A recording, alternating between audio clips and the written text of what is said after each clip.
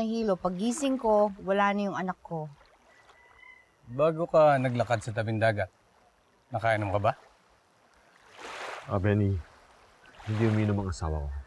Nasabi niya kasi na may ininom siyang gamot. Oo, may gamot nga. Yung pinainom ni Katarina sa akin. Asan yun? Sir, ito po yung nakuha sa lamesa. Yan nga. Vitamins lang to eh. Ako nga nagbigay niyan, pero kung gusto nyo, kunin nyo na ho at pakita nyo sa laboratory para makasiguro kayo. Kunin mo na to. Dalhin sa lab.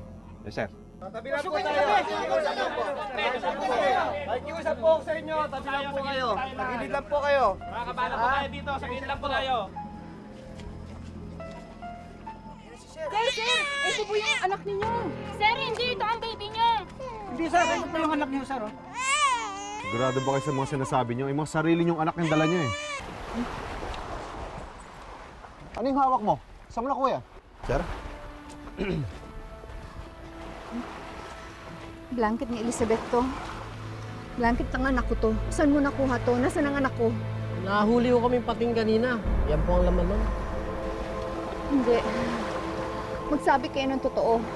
Saan galing to?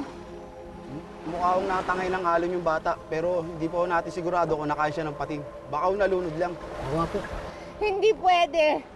Nawawala lang ang anak ko. Hindi totoo yan! Hindi totoo yan! Nawawala lang anak ko! Hindi! Kita mo na? Dahil sa kapabayaan mo, matay tuloy ang aking upo. Kung nalamang ang linamo ng dagat. Moyong ama! Diana. Elizabeth! Nasaan ang anak ko? Diana! Narinig ko!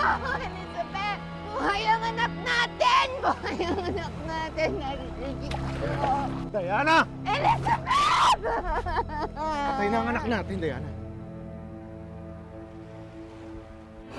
Ayoko! Nawawala lang yung anak